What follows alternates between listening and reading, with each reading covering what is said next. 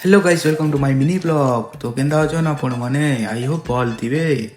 तो आज मुई सकाल सकाल कहीं जाऊछु भावुथवा गाड़ी धरी करी। अरे बाबा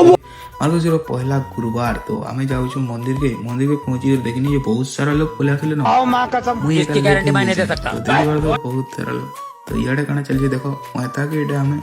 हिटो छंदा मता सबे नेबे आज जे तामने मानबे मासे तो